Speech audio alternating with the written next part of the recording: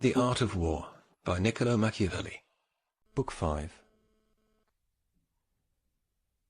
Fabrizio said, "I have shown you how to organize an army to battle another army which is seen posted against you, and I have told you how it is overcome, and also of the many circumstances which can occur because of the various incidents surrounding it, so that it appears to me now to be the time to show you how to organize an army against an enemy which is unseen, but which you are continually afraid will assault you.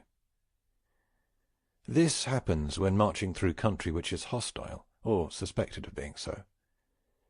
And first you have to understand that a Roman army ordinarily always sent ahead some groups of cavalry as observers for the march.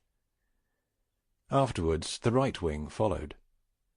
After this came all the wagons which pertained to it. After those another legion, and next its wagons. After these come the left wing, with its wagons in the rear, and the remainder of the cavalry followed in the last part.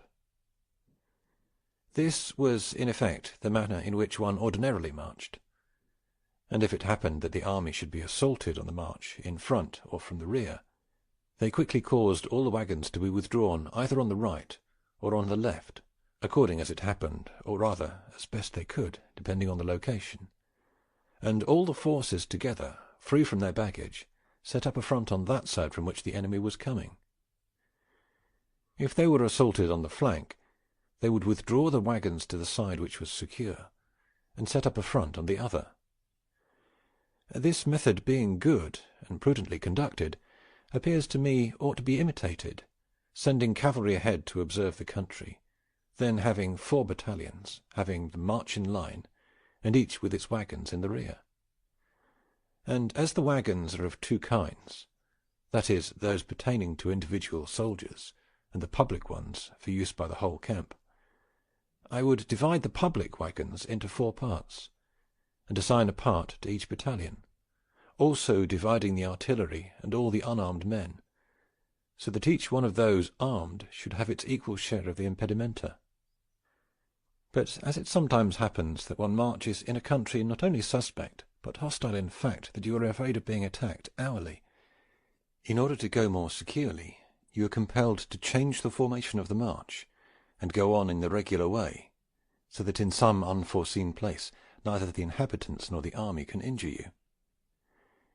In such a case the ancient captains usually went on with the army in squares, for such they called these formations, not because it was entirely square, but because it was capable of fighting on 4 sides, and they said they were going prepared either for marching or for battle. I do not want to stray far from this method, and want to arrange my 2 battalions, which I have taken as a rule for an army, in this manner. If you want, therefore, to walk securely through the enemy country, and be able to respond from every side, if you had been assaulted by surprise and wanting in accordance with the ancients to bring it into a square, I would plan to make a square whose hollow was 200 arm lengths on every side, in this manner. I would first place the flanks, each distant from the other by 212 arm lengths, and would place 5 companies in each flank, in a file along its length, and distant from each other 3 arm lengths. These would occupy their own space, each company occupying a space 40 arm lengths by 212 arm lengths. Between the front and rear of these 2 flanks I would place another 10 companies, 5 on each side, arranging them in such a way that 4 should be next to the front of the right flank, and 5 at the rear of the left flank, leaving between each one an interval or gap of 4 arm lengths, one of which should be next to the front of the left flank, and one at the rear of the right flank. And as the space existing between the one flank and the other is 212 arm lengths, and these companies placed alongside each other by their width and not length, they would come to occupy, with the intervals, 134 arm lengths, and there would be between the 4 companies placed on the front of the right flank and one placed on the left a remaining space of 78 arm lengths, and a similar space be left among the companies placed in the rear parts. And there would be no other difference except that one space would be on the rear side towards the right wing, the other would be on the front side towards the left wing. In the space of 78 arm lengths, in front I would place all the ordinary veleti, and that in the rear the extraordinary veleti, who would come to be 1,000 per space. And if you want that the space taken up by the army should be 212 arm lengths on every side, I would see that 5 companies are placed in front, and those that are placed in the rear should not occupy any space already occupied by the flanks, and therefore I would see that the 5 companies in the rear should have their front touch the rear of their flanks, and those in the front should have their rear touch the front of their flanks, so that on every side of the army space would remain to receive another company. And as there are 4 spaces, I would take 4 banners away from the extraordinary pikemen, and would put 1 on every corner, and the 2 banners of the aforementioned pikemen left to me I would place in the middle of the hollow of their army, formed in a square of companies, at the heads of which the general captain would remain with his men around him. And as these companies so arranged all march in one direction, but not all fight in one, in putting them together one has to arrange which sides are not guarded by other companies during the battle. And therefore it ought to be considered that the 5 companies in front protect all the other sides except the front, and therefore these have to be assembled in an orderly manner, and with the pikemen in front. The 5 companies behind protect all the sides except the side in the back, and therefore ought to be assembled so that the pikemen are in the rear, as we will demonstrate in its place. The 5 companies on the right flank protect all the sides from the right flank outward. The 5 on the left engird all the sides from the left flank outward, and therefore in arranging the companies the pikemen ought to be placed so that they turn by that flank which is uncovered.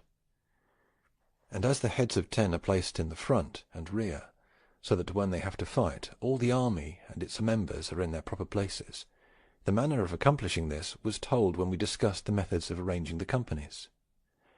I would divide the artillery, and one part I would place outside the right flank, and the other at the left. I would send the light cavalry ahead to reconnoitre the country. Of the men-at-arms I would place part in the rear on the right wing, and part on the left, distant 40 arm lengths from the companies. And no matter how you arrange your army, you have to take up as the cavalry this general rule, that you have to place them always either in the rear or on the flanks. Whoever places them ahead in front of the army must do one of 2 things. Either he places them so far ahead that if they are repulsed they have so much room to give them time to be able to obtain shelter for themselves from your infantry and not collide with them, or to range them, the infantry, with so many intervals that by means of them the cavalry can enter among them without disorganizing them. Let not anyone think little of this instruction, because many, not being aware of this, have been ruined and have been disorganized and routed by themselves. The wagons and the unarmed men are placed in the plaza that exists within the army, and so compartmented that they easily make way for whoever wants to go from one side to the other, or from one front of the army to the other. These companies, without artillery and cavalry, occupy 280 arm lengths of space on the outside in every direction, and as this square is composed of 2 battalions, it must be devised as to which part one battalion makes up, and which part the other. And since the battalions are called by number, and each of them has, as you know, 10 companies and a general head, I would have the 1st battalion place its first 5 companies in the front, and the other 5 on the left flank, and the head should be in the left angle of the front. The first 5 companies of the 2nd battalion then should be placed on the right flank, and the other 5 in the rear, and the head should be in the right angle, who would undertake the office of tergitatore. The army, organized in this manner, is ready to move, and in its movement should completely observe this arrangement, and without doubt it is secure from all the tumults of the inhabitants. Nor ought the captain make other provisions against these tumultuous assaults than sometimes to give a commission to some cavalry or band of veleti to put them in their place. Nor will it ever happen that these tumultuous people will come to meet you with the drawing of sword or pike, because disorderly people are afraid of order. And it will always be seen that they make a great assault with shouts and noises without otherwise approaching you, in the way of yelping dogs around a mastiff. Hannibal, when he came to harm from the Romans in Italy, passed through all of France, and always took little account of the tumults of the French. When you want to march, you must have levellers and men with pickaxes ahead, who clear the road for you, and who are well protected by that cavalry sent ahead to reconnoitre. An army will march in this order 10 miles a day, and enough sun and light will remain for them to dine and camp, since ordinarily an army marches 20 miles. If it happens that it is assaulted by an organized army, this assault cannot arise suddenly, because an organized army travels at its own rate, so that you are always in time to reorganize for the engagement, and quickly bring yourself to that formation, or similar to that formation, of the army which I showed you above. For if you are assaulted on the front side, you do nothing except to have the artillery in the flanks and the cavalry behind come forward and take those places and with those distances mentioned above. The 1,000 veleti who are forward come forth from their positions, and dividing into groups of 100, enter into their places between the cavalry and the wings of the army. Then into the voids left by them enter the 2 bands of extraordinary pikemen, which I had placed in the plaza of the army. The 1,000 veleti that I had placed in the rear depart from there and distribute themselves among the flanks of the companies to strengthen them, and from the open space they leave, all the wagons and unarmed men issue forth and place themselves in the rear of the companies. The plaza, therefore, remains vacant, as everyone has gone to their places, and the 5 companies that I placed in the rear of the army come forward through the open void that exists between the one and the other flank, and march toward the company in the front, and the 3 approach them at 40 arm lengths, with equal intervals between one another, and 2 remain behind, distant another 40 arm lengths.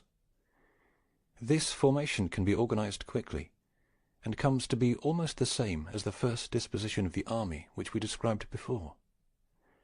And if it becomes more straightened at the front, it becomes larger in the flanks, which does not weaken it.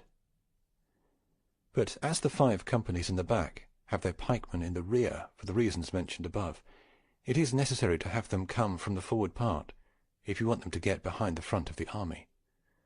And therefore one must either make them turn company by company as a solid body, or make them enter quickly between the ranks of the shield-bearers or swordsmen, and bring them forward, which method is more swift and less disorderly than to make them turn. And thus you ought to do with all those who are in the rear in every kind of assault, as I will show you. If it should happen that the enemy comes from the rear, the first thing that ought to be done is to have everyone turn to face the enemy, so that at once the front of the army becomes the rear, and the rear the front. Then all those methods of organizing the front should be followed which I mentioned above. If the enemy attacks on the right flank, the entire army ought to be made to face in that direction, and then those things ought to be done to strengthen that new front which were mentioned above, so that the cavalry, the veleti, and the artillery are in the position assigned in this front. There is only this difference, that in the changing of fronts, of those who move about, some have to go further and some less.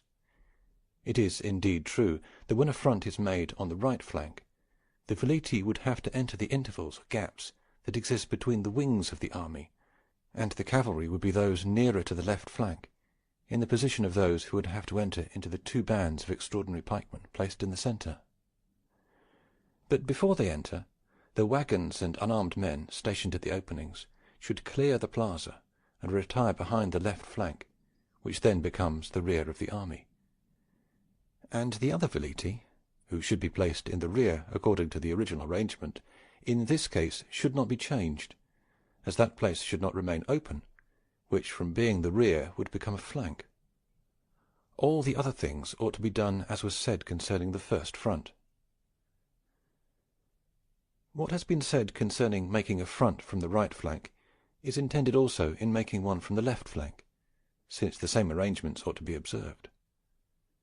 If the enemy should happen to be large and organized to assault you on two sides, the two sides on which he assaults you ought to be strengthened from the two that are not assaulted, doubling the ranks in each one, and distributing the artillery, veleti, and cavalry among each side.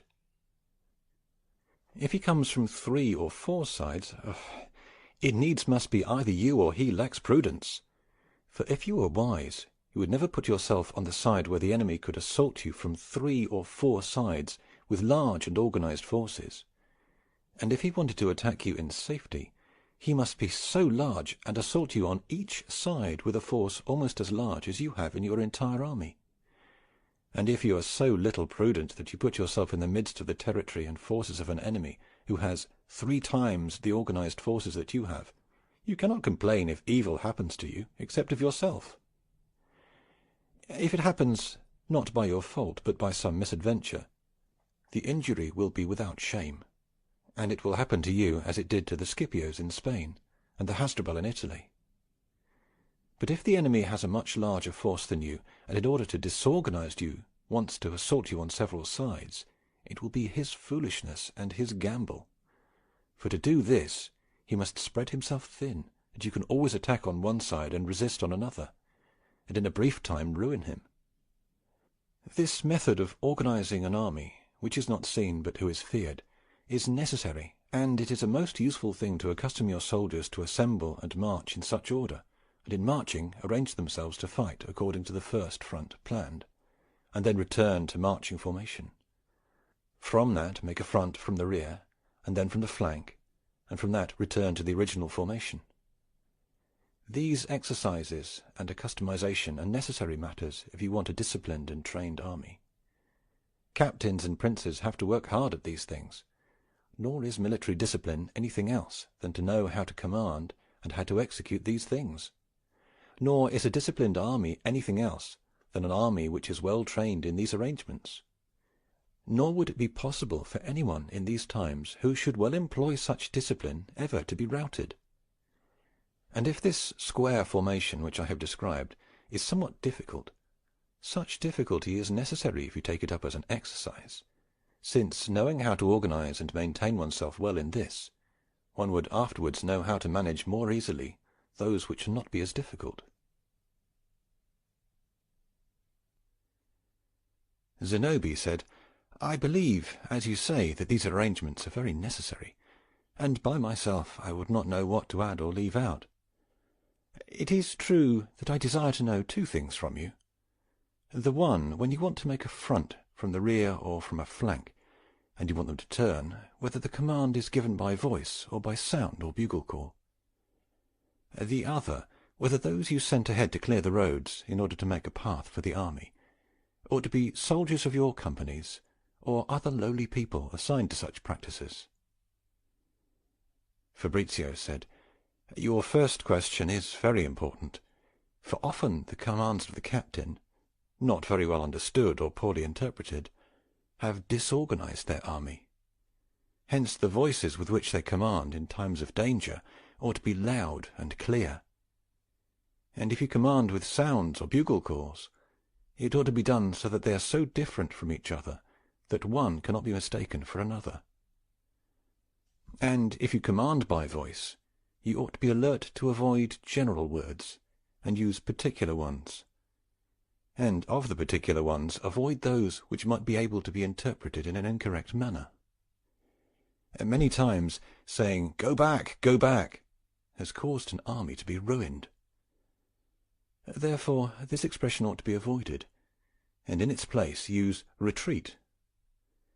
If you want them to turn so as to change the front, either from the rear or from the flank, never use 'turn around,' but say 'to the left, to the right, to the rear, to the front.' So, too, all the other words have to be simple and clear, as 'hurry,' 'hold still,' 'forward,' 'return.' And all those things which can be done by words are done. The others are done by sounds or calls. As to the road clearers, which is your second question, I would have this job done by my own soldiers, as much because the ancient military did so, as also because there would be fewer unarmed men and less impediments in the army. And I would draw the number needed from every company, and I would have them take up the tools suitable for clearing, and leave their arms in those ranks that are closest to them, which would carry them so that if the enemy should come, they would have nothing to do but take them up again and return to their ranks. Zenobia said, "Who would carry the clearing equipment?" Fabrizio said, "The wagons assigned to carry such equipment." Zenobia said, "I'm afraid you have never led these soldiers of ours to dig." Fabrizio said, "Everything will be discussed in its place. For now I want to leave these parts alone, and discuss the manner of living of the army. For it appears to me that, having worked them so hard, it is time to refresh and restore them with food. You have to understand that a prince ought to organize his army as expeditiously as possible, and take away from it all those things that add burdens to it, and make the enterprise difficult. Among those that cause more difficulty are to have to keep the army provided with wine and baked bread.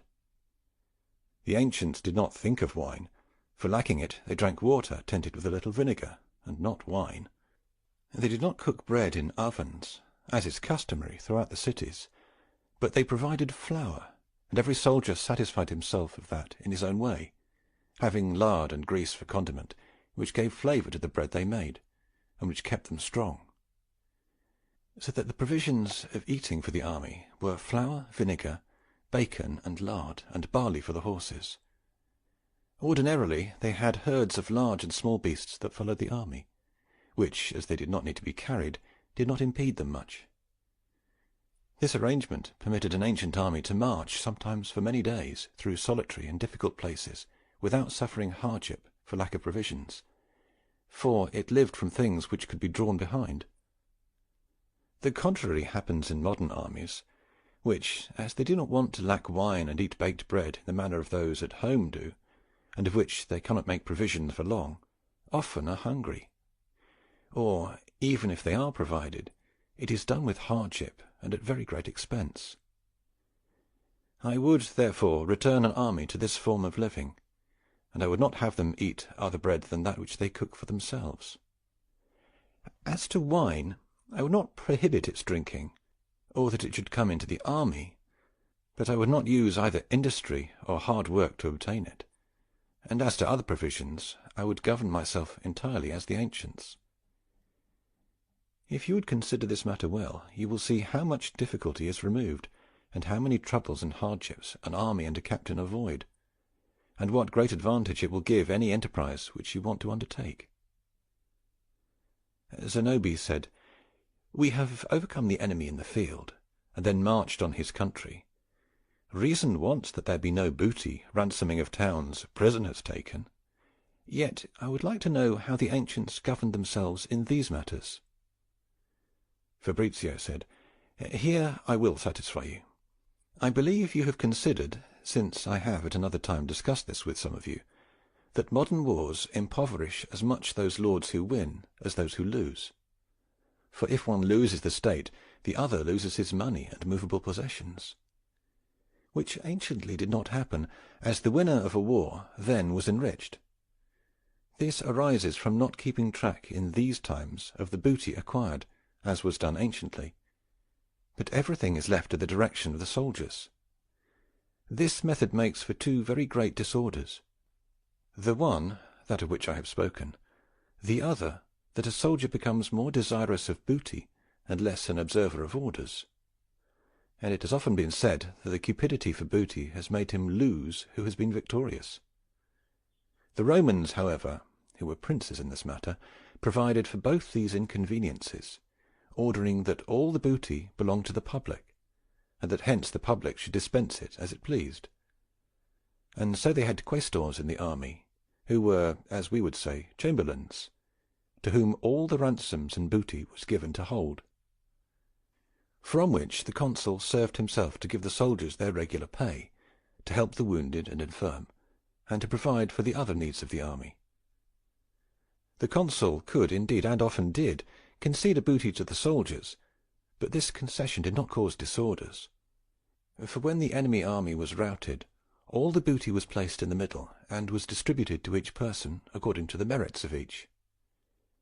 This method made for the soldiers attending to winning and not robbing, and the Roman legions defeating the enemy but not pursuing him, for they never departed from their orders. Only the cavalry and lightly armed men pursued him, unless there were other soldiers than legionaries, which, if the booty would have been kept by whoever required it, it was neither possible nor reasonable to expect to hold the legion firm, and would bring on many dangers.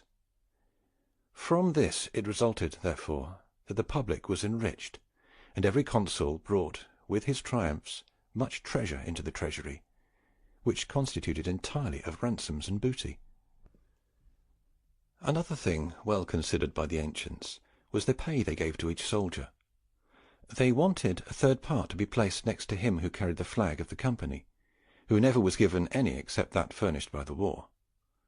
They did this for two reasons. The first, so that the soldier would make capital and save some of his pay. For the greater part of them being young and irresponsible, the more they had, the more they spent without need to. The other part because, knowing that their movable possessions were next to the flag, they would be forced to have greater care and defend it with greater obstinacy. And thus this method made them savers and strong. All of these things are necessary to observe if you want to bring the military up to your standards. Zenobie said, "I believe it is not possible for an army, while marching from place to place, not to encounter dangerous incidents, and where the industry of the captain and the virtue of the soldier is needed if they are to be avoided. Therefore, if you should have something that occurs to you, I would take care to listen." Fabrizio said, "I will willingly content you, especially as it is necessary if I want to give you complete knowledge of the practice. The captains, while they march with the army, ought above everything else to guard against ambushes, which may happen in two ways. Either you enter into them while marching, or the enemy cunningly draws you into them without your being aware of it. In the first case, if you want to avoid them, it is necessary to send ahead double the guard, who reconnoitre the country. And the more the country is suitable for ambush, as are wooded and mountainous countries, the more diligence ought to be used, for the enemy always place themselves either in woods or behind a hill. And just as by not foreseeing an ambush you will be ruined, so by foreseeing it you will not be harmed. Birds or dust have often discovered the enemy, for where the enemy comes to meet you he will always raise a great dust, which will point out his coming to you. Thus often a captain, when he sees in a place whence he ought to pass pigeons taking off, and other birds flying about freely, circling and not settling, has recognized this to be the place of an enemy ambush, and knowing this, has sent his forces forward, saving himself and injuring the enemy. As to the second case, being drawn into it, which our men call being drawn into a trap, you ought to look out not to believe readily those things that appear to be less reasonable than they should be, as would be the case if an enemy places some booty before you. You would believe it to be an act of love, but would conceal deceit inside it. If many enemies are driven out by few of your men, if only a few of the enemy assault you, if the enemy takes to sudden and unreasonable flight, in such cases you ought always to be afraid of deceit. And you should never believe that the enemy does not know his business. Rather, if you want to deceive yourself less, and bring on less danger, the more he appears weak, the more the enemy appears more cautious, so much the more ought you to be wary of him. And in this you have to use two different means, since you have to fear him with your thoughts and arrangements, but by words and other external demonstrations show him how much you disparage him. For this latter method causes your soldiers to have more hope in obtaining the victory. The former makes you more cautious and less apt to be deceived. And you have to understand that when you march through enemy country, you face more and greater dangers than in undertaking an engagement. And therefore, when marching, a captain ought to double his diligence, and the first thing he ought to do is to have all the country through which he marches described and depicted, so that he will know the places, the numbers, the distances, the roads, the mountains, the rivers, the marshes, and all their characteristics.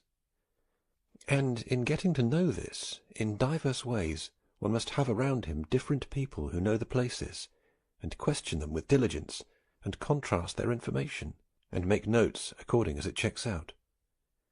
He ought to send cavalry ahead, and with them prudent heads, not so much to discover the enemy as to reconnoitre the country, to see whether it checks with the places, and with the information received from them. He ought also to send out guides, guarded and kept loyal by hopes of reward and fear of punishment. And above all, he ought to see to it that the army does not know to which sides he guides them, since there is nothing more useful in war than to keep silent about the things that have to be done. And so that a sudden assault does not disturb your soldiers, you ought to advise them to be prepared with their arms, since things that are foreseen cause less harm.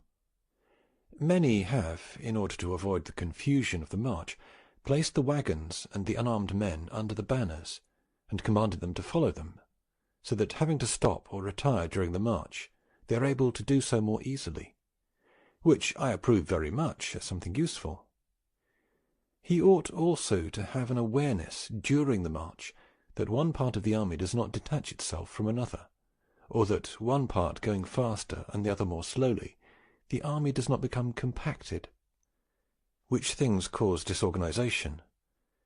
It is necessary, therefore, to place the heads along the sides, who should maintain the steps uniform, restraining those who are too fast, and hastening the slow, which step cannot be better regulated than by sound. The roads ought to be widened, so that at least one company can always move in order.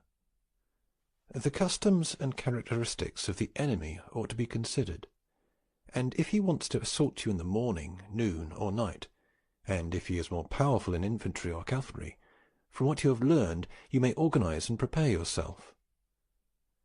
But let us come to some incident in particular.